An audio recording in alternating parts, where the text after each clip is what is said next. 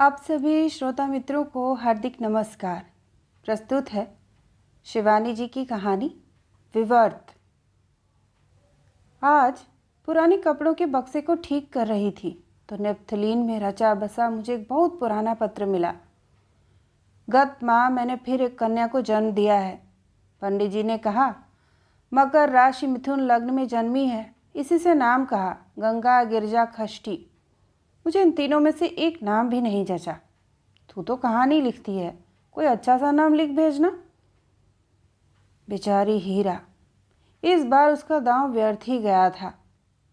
किंतु ऐसे धनाधन बेटियां पैदा करना क्या उसके लिए अच्छा था? मैं ही तो उसे अपने साथ डॉक्टर खजान चंद्र को दिखाने ले गई थी। क्षय का तक्षक तब उसकी नन्ही सी छाती पर बैठा ही था और जब मेरी ही उपस्थिति में डॉक्टर खजान ने उससे स्पष्ट शब्दों में कह दिया था कि उसे भविष्य में कठिन संयम से रहना होगा और पति का साहचर्य कभी भी उसके लिए घातक सिद्ध हो सकता है, तो वह तो लाल पड़ ही गई थी। मेरे भी कुंवारे कान लज्जा से लाल पड़ गए थे। तब वह 2 ही पुत्रियों की जननी बनी थी। उसके बाद जब भी छुट्टियों में घर आती तो सुनती उसने फिर एक पुत्री को जन्म दिया है। यह लंबा सिलसिला वर्षों तक चलता रहा। जब भी उससे मिलने जाती देखती एक कन्या उसकी गोद में है, दूसरी पेट में। पुत्र की कामना को व्यर्थ कर जब उसकी 7वीं पुत्री ने जन्म लिया तो वो कंकाल मात्र रह गई थी। मैं सोचती थी कैसे विवाह करेगी इन 7 पुत्रियों का, किंतु पुत्रियों को ब्याहने में उसे विशेष कष्ट नहीं हुआ। कोरी उजली गंधर्व कन्याओं सी उसकी पुत्रियां जहाँ 17-18 वर्ष की होती, उनके रूप गुणों की चर्चा उनके लिए स्वयं रिश्ते ढूंढ लाती। सबसे छोटी का नाम मैंने ही धरा था, ललिता। उसी के लिए हीरा को सबसे अधिक चिंता थी। तेरे जीजा ने इसे ऐसे सिर पर चढ़ा लिया है कि कहीं से बात आती है तो कहती है नहीं, मैं अभी पढ़ूंगी। कितना समझाती हूँ, पढ़ लिख कर क्या नौकरी करेगी? कहती है हाँ करूँगी। बाबूजी ने मेरी कुंडली देखकर कहा है प्रभुत्व विद्या है मेरे भाग्य में और विदेश यात्रा का स्पष्ट स्थिर योग है। वही स्थिर योग तो उसे ले डूबा। पिता को वह दैवज्ञ मार्तंड मानकर ही पूछती थी। विद्या संबंधी उनकी भविष्यवाणी जब पूरी हुई और उसने संस्कृत भूगोल में एमए कर मुझे पत्र लिखा तो मैंने उसे एक बार फिर समझाया, देख ललिता, यह डबल एमए का युग्म गौरव मुझे मेरे भविष्य के प्रति अखरता है। क्या करेगी इन डिग्रियों का? क्या केवल दूसरे विषय में एमए करने की उत्कंठा तुझे स्वयं अपनी कुंठा को छिपाने का प्रयास नहीं लगता? यदि करना ही था तो संस्कृत के ही किसी शोध कार्य में जुट जाती। पर वह मुझसे शायद नाराज हो गई थी। उसने कोई उत्तर नहीं दिया। इसी बीच सुना हीरा नहीं रही। मैंने जब ललिता को अंतिम बार देखा, वह इंटर की परीक्षा देकर घूमने अपनी बड़ी बहन के पास नैनीताल आई थी। लंबी छरहरी कराल यष्टि, बरौनियाँ देखकर लगता ही नहीं था कि असली हैं। उनकी स्वाभाविकता मुझे असंदिग्ध लगी। बेचारी लड़की शायद जानती भी नहीं होगी कि अब नकली भवें भी खरीदी जा सकती हैं। उसकी कांचन देह से भी अधिक आकर्षक थी उसके हृदयाकार चेहरे की निर्दोष छवि। उसकी इसी छवि से मुग्ध होकर मैंने जीजाजी को उसके लिए अपने भतीजे का रिश्ता भी भेजा था, किंतु लौटती ही डाक से मेरा प्रस्ताव उस मूर्ख लड़की के पान के पत्ते सा उसने फेर दिया था। आज वही सुपात्र एक मल्टीनेशनल कंपनी में बादशाह से शान शौकत से नौकरी कर रहा है। मुझसे बार बार क्षमा मांगकर जिया जी ने लिखा था। उसका प्रारब्ध ही शायद उसे ऐसा जिद्दी बना गया है। यह रिश्ता फेरने में मुझे मृत्यु तुल्य कष्ट हो रहा है, पर उसे भी कैसे दोष दूं? धारा नैव पतंति चातक मुखे मघस्य की दूषणम यत् पूर्व विधि नाम ललाट लिखितम तन मार्जित कह शवमम। तब क्या जीजाजी ने पुत्री के ललाट लिखित प्रारब्ध को बांच लिया था? दूर संपर्क की उस ममेरी बहन का विस्मृत चेहरा इतने वर्षों बाद उसका पत्र हाथ में लेते ही फिर आंखों में तैर उठा। जिसने भी उसका नाम धरा ठीक ही धरा था। स्वभाव से रूप से वह सचमुच हीरा थी। दुबली पतली नाजुक हीरा का विवाह हुआ तो शायद 16 की भी नहीं थी। नथ पहनने के अदना उत्साह में अपनी सुतवा नकीस में टोका के चिन्ह को बड़ा कराने वो मेरे पास आई थी। मैंने ही मयूर पंख की डंडी को तराश कर उसकी नाक में पहना जल बिंदु से डंडी को सिक्त किया था, जिससे फूली डंडी से छिद्र बड़ा हो जाए और मेरे अंतरंग बाल सखी अनायास ही अपने विवाह के दिन नथ पहन ले। जब कन्यादान के गोठ में उसके विवाह का सुहाग गाया जाने लगा, मेरी नानी रानी मांगे सुहाग बढ़ेला, तो मुझे लगा स्वयं मेरा ही एक अंग धीरे धीरे मुझसे विच्छिन्न हो रहा है। इसके बाद वर्षों तक मैं उससे नहीं मिल पाई, पर सातवीं पुत्री के जन्म की सूचना देकर उसने मुझे नाम धरने का आग्रह किया, तो मैंने भुन भुनाकर उसे लिखा था, क्या दर्जन पूरा करने का इरादा है, बस भी कर। मैं क्या जानती थी कि मेरा कहना वह इतनी जल्दी मान लेगी। वही ललिता उसकी ओछन पोछन रही। फिर वर्षों बाद अचानक ललिता मुझे अल्मोड़ा में मिली। हीरा की मृत्यु के बाद उस परिवार से मेरा संबंध ही टूट गया था। एक मोटा खुरदरा काला शॉल ओढ़े वह कपड़े की दुकान से खरीदारी कर बाहर निकल रही थी। बेहद ठंड थी। 3 दिन लगातार बर्फ पड़ने के बाद हवा की तीखी धार को सन की मौसम ने जैसे पत्थर पर घिसी छुरी सा तेज बना लिया था। इसी से शायद उसने नाक मुंह भी शॉल का बुरका सा बनाकर ढांप लिया था। गोरी उंगलियों की दमक और चौड़े माथे की चमक देखकर ही मैं प्रभावित हुई थी। पूर्व परिचय का न सूत्र था न छोर। हाथ का बंडल नीचे रख वह अपना भोड़ा महीन छाता खोल ही रही थी कि मैं ठिठक गई। भगवान, हीरा तो मरखप गई थी या क्या उसका भूत है? मैं बड़ी अशिष्टता से उसे आंखें फाड़ घूर घूर कर देख रही थी। क्या मैं स्वयं ही भूल गई? मेरी अशिष्टता उसे बाद में अखरी। उसके अत्यंत रूखे प्रश्न का चाटा मुझे सहसा तिलमिला गया। कहिए, ऐसे क्या देख रही हैं? मुझे तो स्मरण नहीं पड़ता कि मैंने आपको कहीं पर।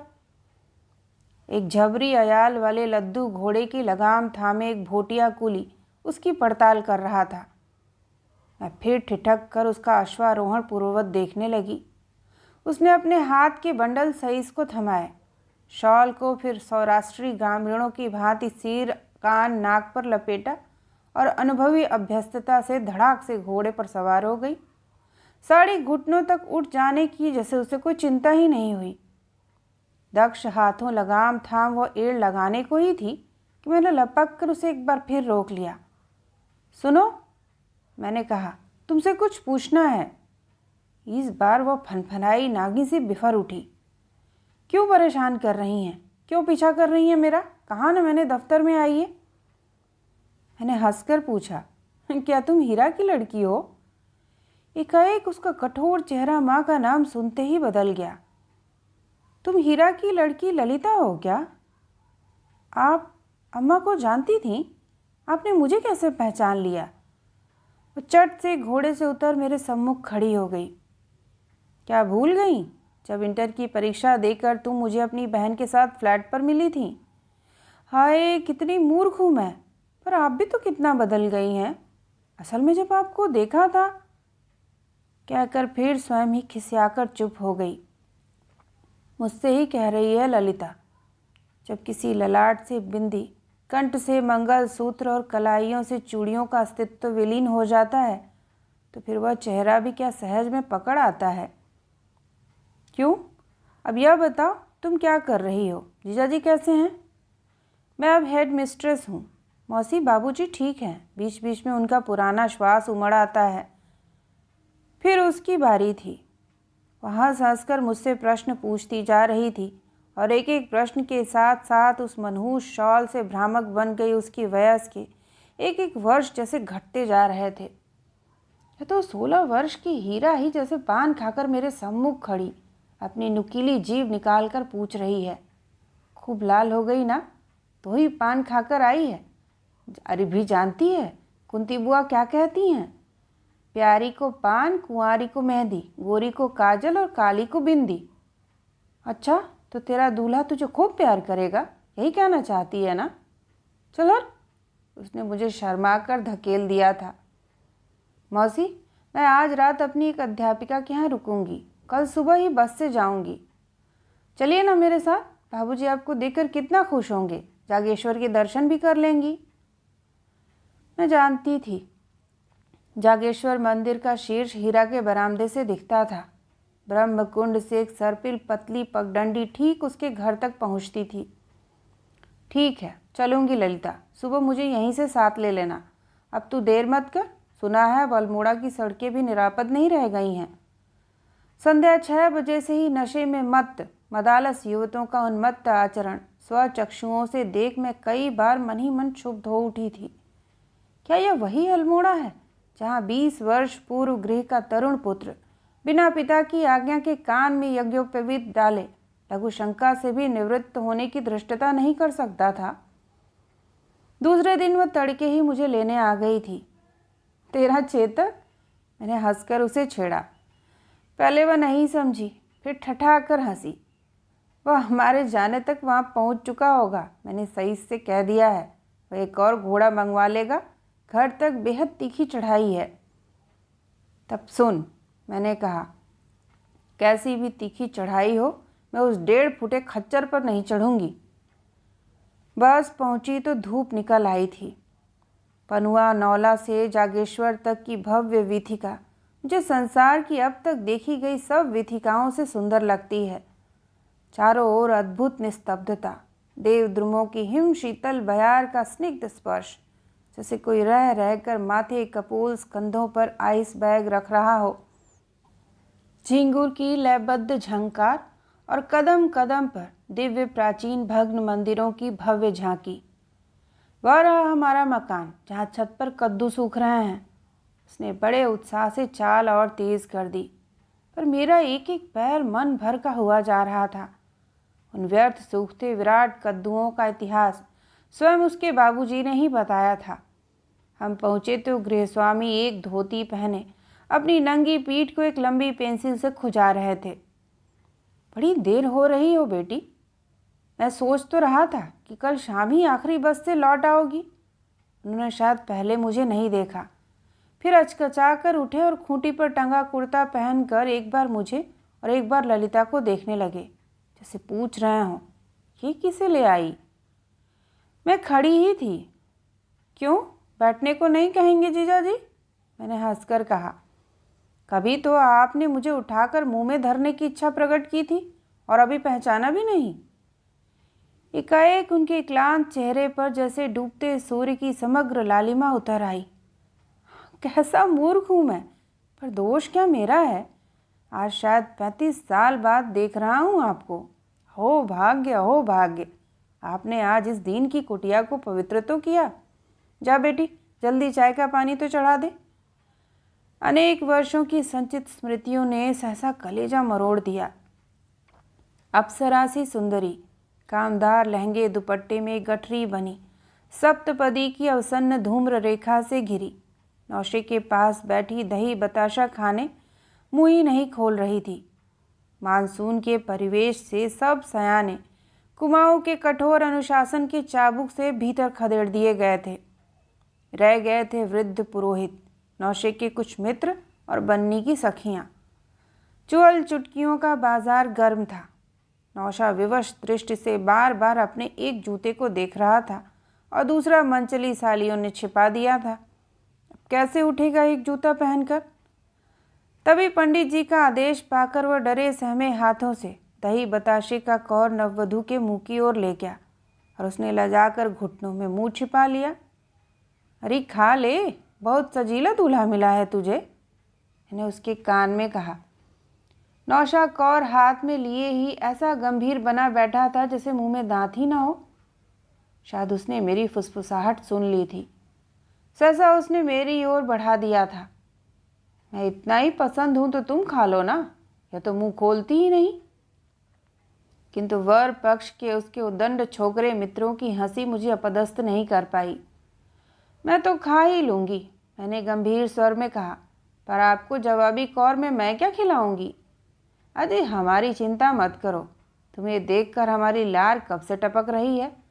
साली साहिबा तुम्हें उठाकर मुंह में धर लेंगे। और फिर उस चुभती जवाबी चुटकी का उत्तर मैं नहीं दे पाई थी। आज इतने वर्षों पश्चात अपने इसी रसिक जीजा की आपाद मस्तक बदल गई छवि देखकर कंठ में गहवर सा अटक गया।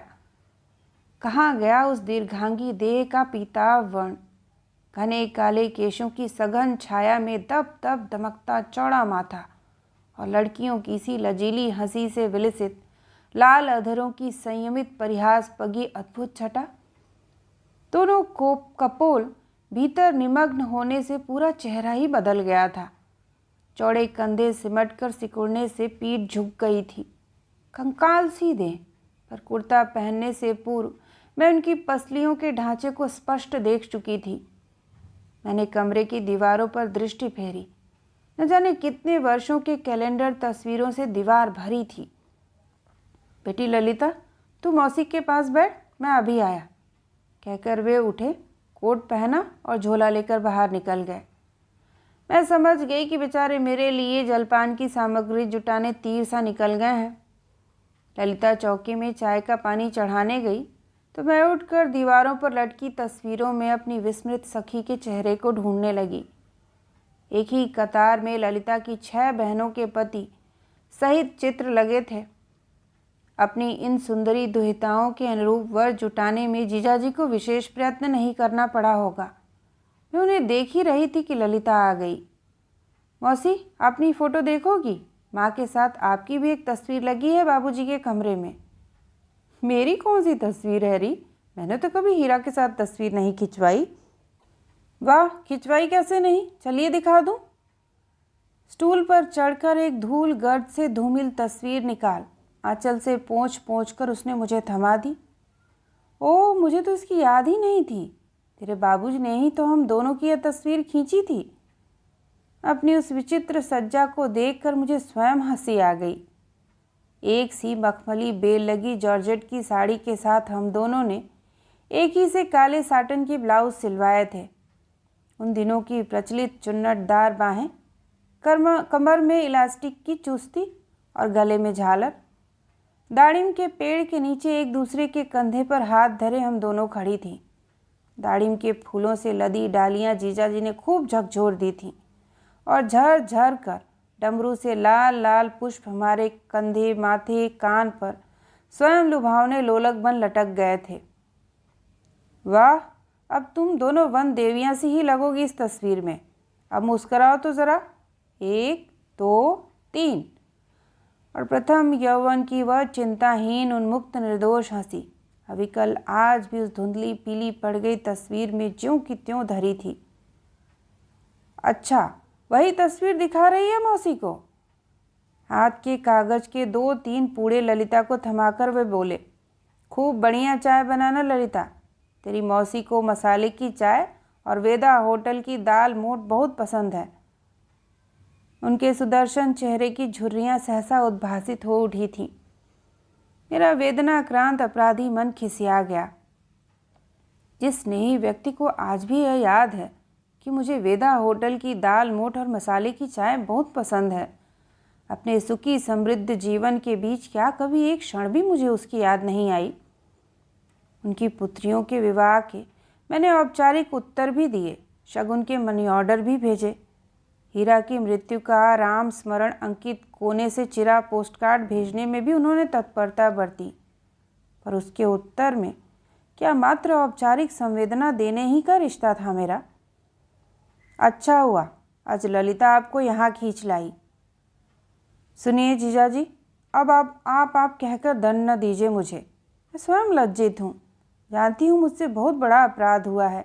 इतने वर्षों में आपको एकदम ही भूल गई, पर आप न कहें मुझे। मेरा गला रूंध गया।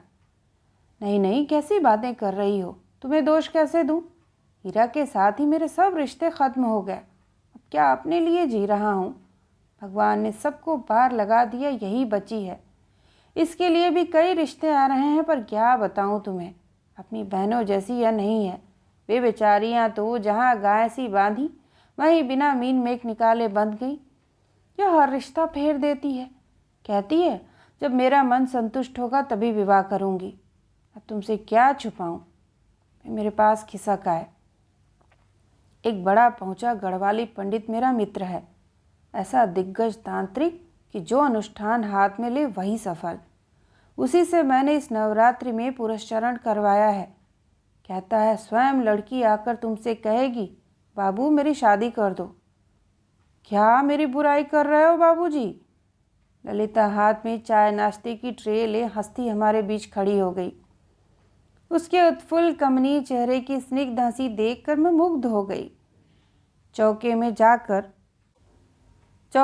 जाकर वह अपना मनहूस शॉल, जूते, मोजे, मफलर शायद उतार कर रख आई थी। लड़की यदि स्वयंवरा बनी भी थी तो उसने कोई अन्याय नहीं किया था। अपने रूप यौवन के अनुरूप जीवन सहचर न मिलने पर उसे यदि जीवन भर भी आम्लान पुष्पहार लिए राजपुत्रों की प्रतीक्षा में भटकना पड़े तो कोई दोष नहीं था। उस दिन उसके दरिद्र परिवेश में भी जितनी ही बार मैं उसे देख रही थी, तेजो मैं अष्टभुजा का सा वह तेज मुझे उतनी ही बार निर्वाक कर दे रहा था। यो माँ जयति संग्रामे, यो मे दर्प व्योपहति, यो मे प्रतिबलो लोके, स मे भर्ता भविष्यति। तू तो इतनी सी लगती है हेड मास्टरनी बनकर, अपने स्कूल की मास्टरनियों को संभाल भी पाती है या नहीं? मैंने हंसकर पूछा। उसने तो सिर झुका लिया, पर जीजाजी कहने लगे अजीब पूछो मत, सुना थर थर कांपती हैं इससे सब। मजाल है जो इसके स्कूल की लड़कियां कोई ऐसा वैसा कपड़ा पहन तो लें, सलवार के पाँचों की चौड़ाई तक इन स्टेप से नापती है या? प्रत्येक कमरे की सुघड़ स्वच्छ छटा में निश्चय उसके हस्ताक्षर थे। न कोई अव्यवस्था, न कहीं एक धूल का कण। कोने में कतार पर धरे बक्सों को एक ऊंचाई में साध उनका जंग लगा कलेवर अदृश्य कर उसे दर्शनीय दीवान का रूप दे दिया गया था। रसोई में गई तो देखा चमकते बर्तनों को यथास्थान सजाया गया था। साफ सुथरी मसालों से भरी शीशियां एक कतार में, एक ऊंचाई में कवायद में तने फौजियों सी खड़ी थीं। वह फिर मुझे अपने कमरे में ले गई। इस आडंबरहीन ग्राम में शायद उसने कभी कदम भी बाहर नहीं रखा होगा। फिर भी अत्याधुनिक लटके इसने क्या पत्र पत्रिकाओं से ही देखकर अपने कमरे की सज्जा में उतार कर रख लिए। एक कोने में एक तख्त पर ही उसका बिस्तर लगा था। दीवार पर हुसैन की झूला की अविकल अनुकृति देखकर मैं चौंक उठी। यह हुसैन के झूला का रीप्रिंट है ना? रीप्रिंट नहीं है मौसी, मैंने देख देख कर बनाया है। कहाँ सीखा तूने यह सब? मैंने आश्चर्य से पूछा। सीखा कहीं नहीं, मुझे अच्छा लगता है। एक बार बाबूजी से कहा भी था मुझे शांति निकेतन भेज दीजिए। मौसी ने भी तो पढ़ा है वहाँ पर माँ ने कहा और भी कई बनाई है मैंने, देखोगी मौसी? वह अलमारी से पूरा बंडल निकाल लाई। उसकी रुचि और प्रतिभा देखकर मैं दंग रह गई। अभी एक ऐसे ही कला प्रवंचक के विषय में पढ़ा था जो अपनी जादूगरी अंगुलियों से 13वीं-14वीं शताब्दी की कलात्मक कृतियों की हूबहू नकलों से देश विदेश के प्रख्यात कला मर्मज्ञों को झांसा देकर सैकड़ों चित्रों को 13वीं शताब्दी के मौलिक चित्र बता बेचकर लाखों रुपया कमा चुका है। मैंने एक बार उसके निर्दोष निरीह चेहरे को देखा। सच कहती हूँ, उद्यत यौवन की कैसी निर्मम हत्या मैंने इतिपूर्व कभी नहीं देखी। अनाकर्षक ढंग से लपेटी गई साड़ी, जिसके आंचल में वह प्रत्येक कार्य को निपटा हाथ पोंछ झाड़न का काम ले रही थी। पूरी बाँह का ठेठ पहाड़ी सलूका, जिसकी अनाड़ी सिलाई में किसी देहाती ढोली दर्जी के बेतुके हस्ताक्षर स्पष्ट दिख रहे थे। मनहूस भूरे जैकेट की मर्दानी कलेवर, जिसे शायद उसने अपने पिता के पुराने कपड़ों से निकालकर पहन लिया था। लंबे घने केशों को कंघी का चाबुक मार मार कर उसने बरबस सीधा कर एक अनाकर्षक टेढ़े जूड़े में बंदी बनाया था। फिर भी कुछ अबाध्य लटें ललाट पर आई थीं। हाथ के बिने मोज़ों में विभिन्न स्वेटरों की बची खुची बेमेल बहुरंगी ऊनों का कॉर्डराय किसी संतुलित सज्जा का संकेत भी नहीं दे रहा था। अब तक लगभग वैसा ही एक सतरंगी मफलर बड़ी उदासीनता से लपेटे थी। फिर भी शिव के कंठ में लिपटे भयानक सर्प शाही वह उसकी पतली सुडौल ग्रीवा को मंडित ही कर रहा था। जूते उतारकर उसने कोने में धर दिए थे। क्या इन बूटों को किसी फौजी से आधे दामों में खरीद लाई है ललिता? मैंने पूछा तो हंसने लगी। देख तो रही हो मौसी, हमारे घर तक कैसी भयानक चढ़ाई है। कैसी मजबूत चप्पलें क्यों न हो, 2 दिन भी नहीं चलती। इसी से पिछली बार प्रैक्टिकल इम्तहान लेने टनकपुर गई तो वहाँ से ख़रीद लाई। पैर भी बच जाते हैं और मोज़े भी। यह तो देखकर ही लग रहा है कि टनकपुर से ख़रीदे गए हैं। मैंने हंसकर कहा, पर तेरे ये मोज़े तो न बचते तो अच्छा था। क्या कहूँ, समझा समझा कर हार गया हूँ इसे। जीजा जी का करुण स्वर सुनकर मैं चौंकी। न जाने कब से दबे पाँव आकर हमारे पीछे खड़े हो गए थे। जाने कैसे कैसे कपड़े पहन लेती है। इसकी माँ को पहनने ओढ़ने का कैसा शौक था तुम्हें पता ही है। मजाल है जो दिन भर एक ही साड़ी पहनने पर भी आंचल में एक शिकन तो पड़ जाए। और एक यह है, न पहनने ओढ़ने का कोई शौक है न खाने पीने का। मैं ना होता तो शायद ये डबल रोटी खाकर ही दिन काट लेती। कई बार कह चुका हूँ, बेटी उम्र से पहले ही क्यों बुढ़ा रही है, कुछ ढंग के कपड़े बना ले। पर न यह सुनती है न भगवान की सुनती है। हर साल इसकी बहनें आती हैं तो कह जाती हैं, बाबूजी 5-7 कद्दू सूखने ज़रूर छत पर डाल देना।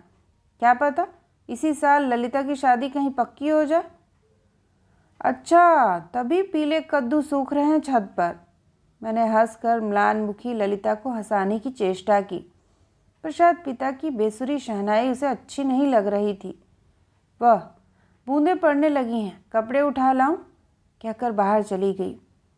तुम तो बहुत लोगों को जानती हो, कहीं कोई अच्छा घर वर देखो तो इसका ख्याल करना, जीजा जी ने धीरे से कहा।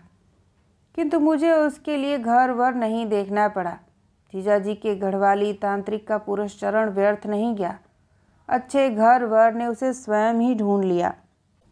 दूसरे ही महीने जीजा जी की चिट्ठी आई। ईश्वर ने मेरी सुन ली। जैसा राजपुत्र सा वर ललिता चाहती थी वैसा ही उसे मिल गया। वर पक्ष का आग्रह है कि विवाह 4 ही दिन में निपटा लिया जाए, क्योंकि लड़का पिछले 14 वर्षों से विदेश में है। महीने भर की छुट्टी में स्वदेश आया। छुट्टियां लगभग खत्म हो चुकी थी। तभी उसने ललिता को मेरी बहन के यहाँ देखा और पसंद कर लिया। तुम्हें क्या, किसी को भी सूचित नहीं कर सका। विवाह के दूसरे ही दिन लड़का विदेश चला गया। ललिता यहीं है, तुम तो जानती ही होगी। अब सुना है विदेश जाने में बीसियों अड़ंगे लगने लगे हैं। अब इसे वीसा मिलेगा तभी जाएगी। सोचा तुमसे क्षमा मांग लूँ, तुम्हें निमंत्रण भी नहीं भेज सका। पर ललिता बहुत प्रसन्न है। यही सुनकर शायद तुम मेरा यह अपराध क्षमा कर दो। मैं बार बार यही सोच रही थी कि जिस जीर्ण विवर्ण पोटली में वह अपना यौवन बंद रखती थी, उसके प्रवासी नौशे ने उस पोटली के भीतर छिपे उस अद्वितीय रत्न को देख कैसे लिया। 20 कदम के फासले से भी जिसे मेरी अनुभवी दृष्टि ने प्रौढ़ा ही समझा था, उसे उसने पहली बार देखा कैसे होगा। हो सकता है किसी आरक्षित क्षण में उसने अपने शॉल, गुलूबंद, जूते मोजों का जिरा बख्तर उतारा होगा और उसी क्षण उसके सौभाग्य के अवरुद्ध कपाट को खोला गया होगा।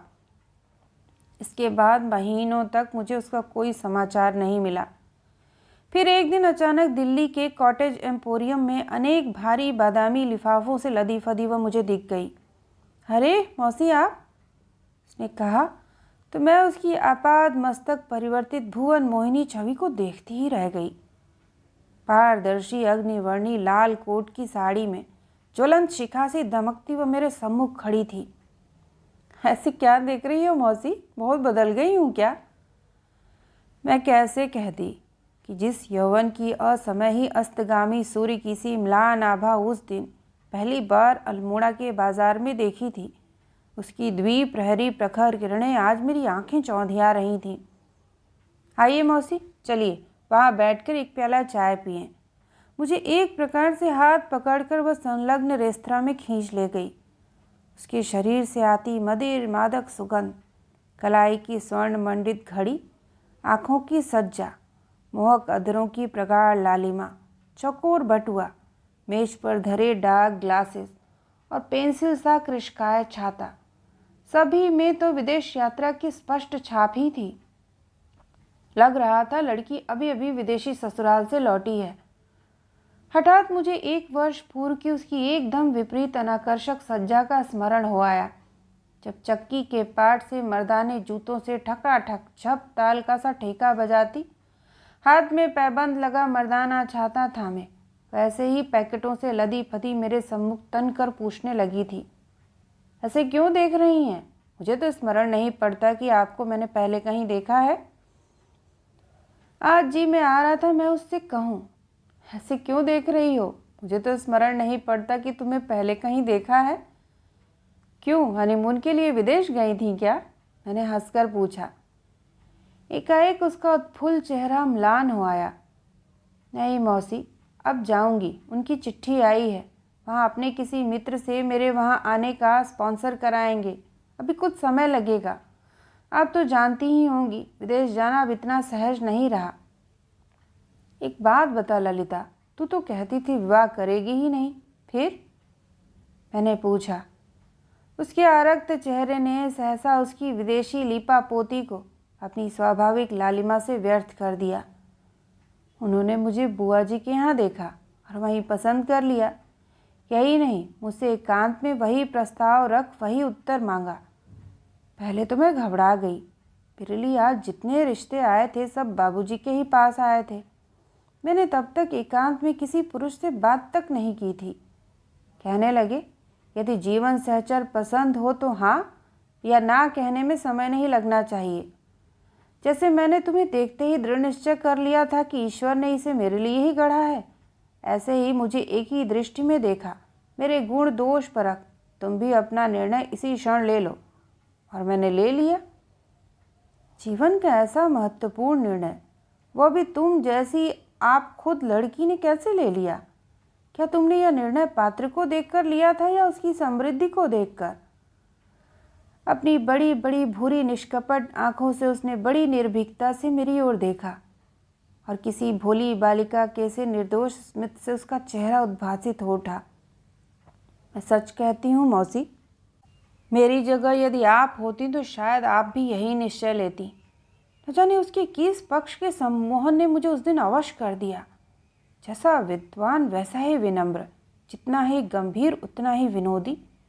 जितनी ही बार उन्हें देखती स्वयं अपनी हीनता मुझे कुंठित कर देती। मुझ में था ही क्या जो उन्होंने मुझे पसंद किया? पगली, मैंने उसके हाथ को थपथपाया, तू स्वयं अपने इस दिव्य व्यक्तित्व के प्रति अचेतन है और यही तेरा सबसे बड़ा आकर्षण है। चल, जीजा जी तो खुश है ना? बेहद। बाबूजी से मैंने जब कहा कि मुझे कोई आपत्ति नहीं है, आप वाक्य दान कर दें, तो भौरा से गए। हमारी हालत तो तुमसे छिपी नहीं है। बाबूजी ने पहले ही स्पष्ट कर दिया था कि वे केवल कुश और कन्या ही देने की स्थिति में हैं। उनकी एक ही शर्त थी, उनके बारातियों की खातिर में कोई कसर न हो। उसका प्रबंध बाबूजी ने कर दिया था। हल्द्वानी में बुआ जी के यहाँ से ही सब कुछ हुआ। इन्हें गिने 10 बाराती और एक पुरोहित लेकर वे लोग आए। बाबूजी कह रहे थे 2 दिन पहले अपने दांत तुड़ाने में जितना समय लगा था उससे भी कम समय में तेरे कन्यादान से मुक्त हो गया मैं।